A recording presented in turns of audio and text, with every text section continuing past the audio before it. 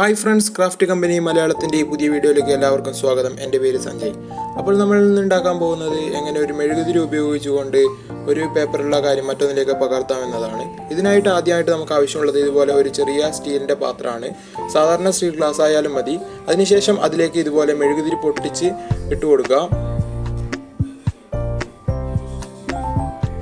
മെഴുകുതിരി ചെറിയ കഷ്ണങ്ങളാക്കുകയാണെങ്കിൽ വേഗത്തിൽ ഉരുകുന്നതായിരിക്കും. ഇപ്പോൾ ഞാൻ ഇവിടെ അത് ചൂടാക്കാനായിട്ട് ഇതുപോലെ ഒരു ചിമ്മിണി വിളക്ക് എടുക്കുന്നു. അതിന് മുകളിലായിട്ട് ഒരു ചിരട്ട വെച്ചിട്ടുണ്ട്. അതായത് നമ്മുടെ ഈ സ്റ്റീൽ പാത്രം അതിൻ്റെ മുകൾ ഭാഗത്ത് കറക്റ്റായിട്ട് വെക്കാൻ വേണ്ടിയിട്ടാണ് ആ ചിരട്ട അവിടെ ഉപയോഗിച്ചിട്ടുള്ളത്.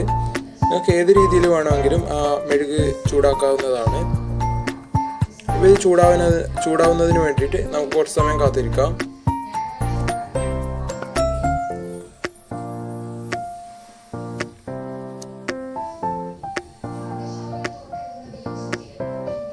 ഒരു സ്പൂണൊക്കെ ഇട്ട് ഇതുപോലെ ഇളക്കുകയാണെങ്കിൽ വേഗത്തിൽ അത് ഉരുകുന്നതായിരിക്കും.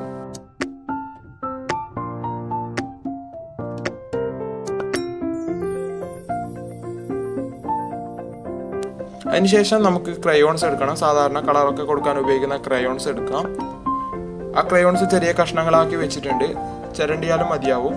അതിനുശേഷം ആ ക്രയോൺസ് ഉരുകിയ മെഴുകിലേക്ക് ഇട്ട് കൊടുക്കാം.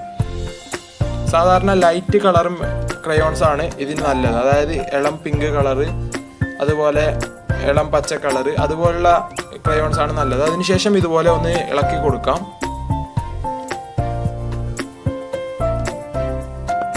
ഇപ്പൊ തയ്യാറാക്കി വെച്ച ആ മെഴുക് ലായനി ഇതുപോലെ ഒരു പ്ലെയിൻ ആയിട്ടുള്ള സർഫസിലേക്ക് ഒഴിച്ചു കൊടുക്കാം.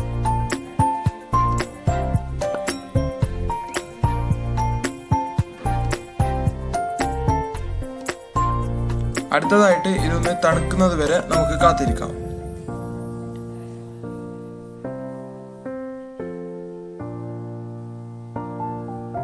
ഇപ്പോൾ ഏകദേശം തണുത്തിട്ടുണ്ട്. അതിനുശേഷം ഒരു കത്തി ഉപയോഗിച്ചുകൊണ്ട് അത് ചിരണ്ടി എടുക്കാം.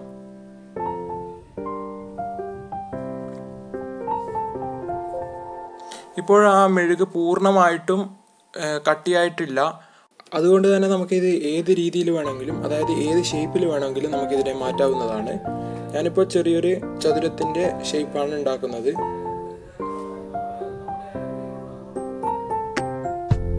അടുത്തതായിട്ട് ഇതൊന്ന് കുറച്ച് സമയം തണുക്കാനായിട്ട് വെക്കണം. തണുത്ത് നല്ല കട്ടിയാവാൻ വേണ്ടി വെക്കണം. ഇപ്പോൾ ഇവിടെ ആ മെഴുക് കട്ടിയായിട്ടുണ്ട്. അതിനുശേഷം ഇതുപോലെ ഒരു വെളുത്ത പേപ്പർ എടുക്കാം. ആ കട്ടിയായിട്ടുള്ള മെഴുക് ആ പേപ്പറിന്റെ മുകൾ ഭാഗത്തൊന്ന് ഒഴിച്ചു കൊടുക്കാം.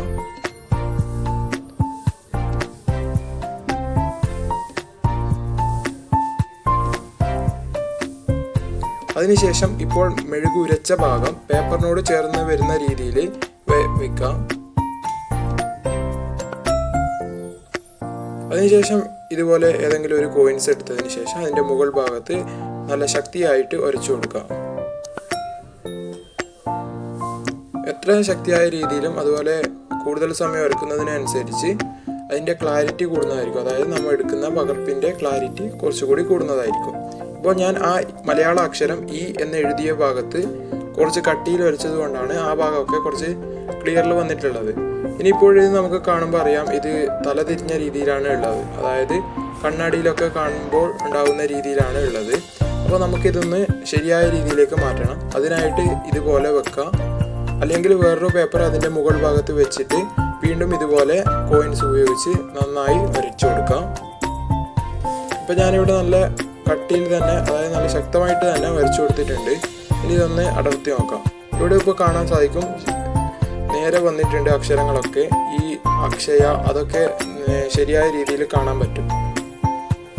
ഇപ്പോൾ ഒന്ന് രണ്ട് പകർപ്പ് കൂടി ഞാൻ കാണിച്ചു തരാം എടുക്കുന്നത്.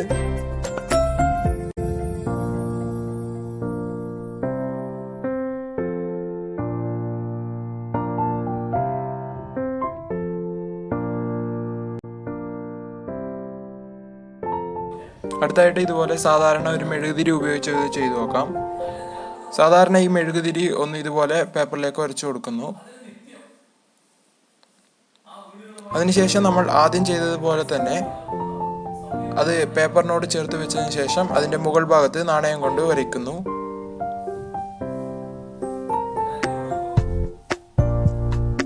ഇവിടെ ഇപ്പോൾ കാണാൻ സാധിക്കും നല്ല കട്ടിയിൽ തന്നെയാണ് ആ പകർപ്പ് വന്നിട്ടുള്ളത്. ആ കോവിഡ് എന്ന് എഴുതിയത് പക്ഷേ തലതിരിഞ്ഞ രീതിയിലാണ് വന്നിട്ടുള്ളതെങ്കിലും നല്ല കട്ടിയിൽ തന്നെ വന്നിട്ടുണ്ട്. അതിനുശേഷം ഇതുപോലെ അതിൻ്റെ മുകൾ ഭാഗത്തേക്ക് വേറൊരു പേപ്പർ വെച്ചതിന് ശേഷം വീണ്ടും നാണയം വരച്ചു കൊടുക്കാം.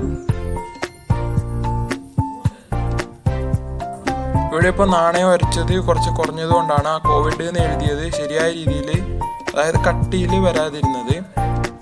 നല്ല കട്ടിയിൽ വരയ്ക്കുകയാണെങ്കിൽ നല്ല ക്ലിയർ ഉണ്ടാവുന്നതായിരിക്കും. അപ്പോൾ ഈ കാണുന്ന ചിത്രങ്ങളൊക്കെ നമ്മൾ ആദ്യം ഉണ്ടാക്കിയ ആ മഞ്ഞ കളർ മെഴുക് കഷ്ണം ഉപയോഗിച്ചെടുത്തതാണ്. അപ്പോൾ മനസ്സിലാക്കേണ്ട ഒരു കാര്യം എന്താണെന്ന് വെച്ചാൽ, ആയിരങ്ങൾ കൊടുത്ത് വാങ്ങുന്ന പ്രിൻ്ററുകളുടെ അത്ര ക്ലാരിറ്റി ഒരിക്കലും 5 രൂപയുടെ ഒരു മെഴുകുതിരി ഉപയോഗിച്ചുകൊണ്ട് കിട്ടില്ല. കേവലം ഇതൊരു പരീക്ഷണം മാത്രമായിട്ട് കാണുക. അപ്പോൾ ഈ വീഡിയോ നിങ്ങൾക്ക് ഇഷ്ടമാവുകയാണെങ്കിൽ ലൈക്ക് ചെയ്യുക, അതുപോലെ ഈ ചാനൽ സബ്സ്ക്രൈബ് ചെയ്യുക. അപ്പോൾ പുതിയ വീഡിയോയുമായി ഉടനെ വരുന്നതായിരിക്കും. അതുവരെ എല്ലാവർക്കും ഗുഡ് ബൈ.